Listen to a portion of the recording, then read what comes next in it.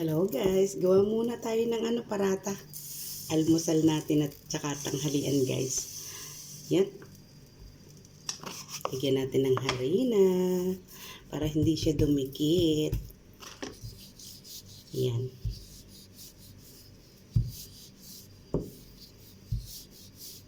Marami pa tayo guys ditong gagawin. Baliktarin naman natin ang isa guys. Ayan. Ito na siya guys, oh. Ginagawa.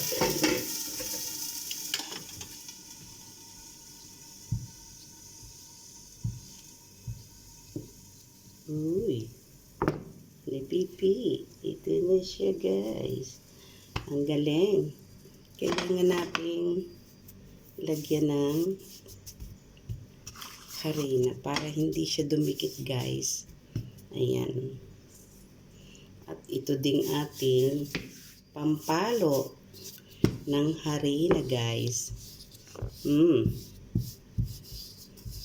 Bilog-bilogin ang ating parata. Uy. Ay! Dumikit pa siya guys. Parata. Kailangan manipis ang ating gawa guys. Ayan. Ang ating parata ay magandang almusal tanghalian guys. Ayan. Balik ka rin na natin to guys. Ayan.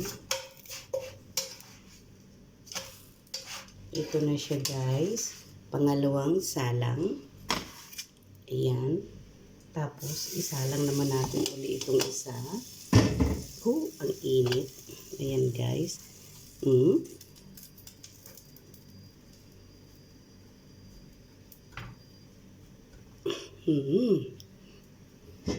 Ang ating parata.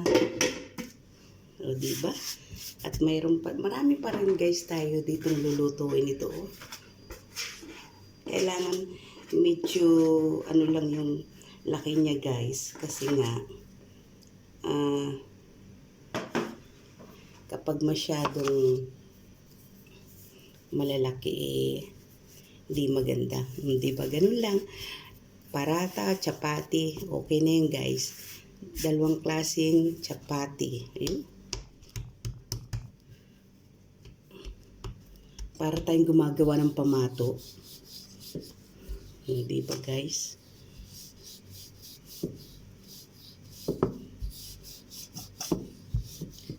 Almusal. Mas masarap nito guys kung mayroon kayong tuna na nilagyan ng bell pepper, maraming sili. Ay, ayos ang buto-buto. Ang ating parata. Chapati parata. Ganyan ang ating almusal at tanghalian guys today. Nakatatlo na ako. Pang-apat na paling guys yung ginagawa ko. Nakasalang. Marami ka magagawa sa tatlong ganito. Tatlo't kalahati o di kaya ay dalawa. Yan guys.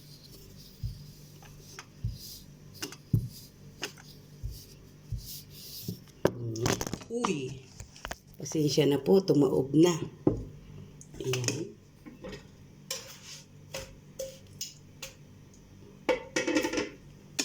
Tumataob ang aking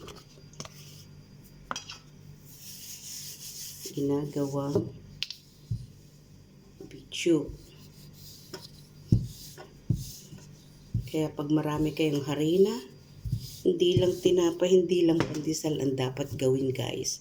Kailangan matuto din kayo ng ganito para may pangmerenda kayo sa mga chikiting ninyo. Diba guys? Ang ating ginagawa. Yan. Tigas ang ulo. Ayaw pa niyang Ayan guys. Ayan na. Ayan na siya guys. Ooh. So yummy.